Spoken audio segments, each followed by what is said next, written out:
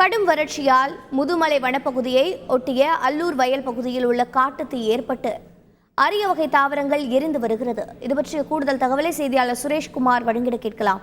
சுரேஷ்குமார், வணக்கம். இந்த தீ பற்றுவதற்கான காரணம் என்ன? தற்போது தீயை அணைக்கும் பணி எவ்வளவு துரிதமாக நடைபெற்று வருகிறது? சேத விவரங்கள் என்ன?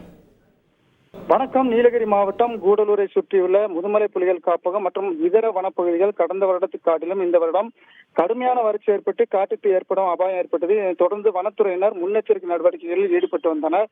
இந்த நிலையில் இன்று மாலை முதுமலை புலிகள் காப்பக வனப்பகுதியை ஒட்டியுள்ள அல்லூர் வயல் வனப்பகுதியில் திடீரென காட்டுத்தீ ஏற்பட்டு வேகமாக பரவியது. காற்றின் வேகம் மற்றும் அதிக வெப்பம் இருந்ததால் வேகமாக பரவிய காட்டுத்தீயில் 20க்கும் மேற்பட்ட ஏக்கர் பரப்பிலான அரிய வகை தாவரங்கள் மற்றும் மூலிகை தாவரங்கள், மூங்கில் மரங்கள் எரிந்து சேதமானது. இதனைத் தொடர்ந்து வனத்துறையினருக்கு தகவல் கொடுத்ததன் பேரில் கூடலூர் கோட்ட வனத்துறையினர் உடனடியாக சம்பவ இடத்திற்கு வருகை தந்தனர்.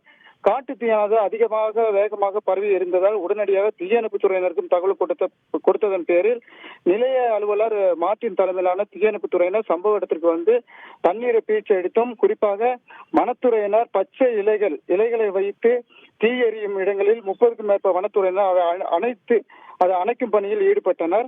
தற்போது ஓரளவு தீ கட்டுப்பாட்டுக்கு வந்துள்ள சூழ்நிலை. இதனைத் தொடர்ந்து ஆங்காங்கே மூங்கில் மரங்கள் மற்றும் காய்ந்த மரங்கள் தீக்கசிவுகள் உள்ள சூழ்நிலையில் அந்த தீ கசிவால் மேலும் தீ பரவி முதுமலை அடர்ந்த வனப்பகுதிக்குள் பரவாமல் இருக்கவும், அதனால் வனவிலங்குகள் பாதிப்படையாமல் இருக்கவும் வன ஊழியர்கள் குழுவாக அமைத்து அங்கு கண்காணிப்பு பணியில் ஈடுபட்டுள்ளனர்.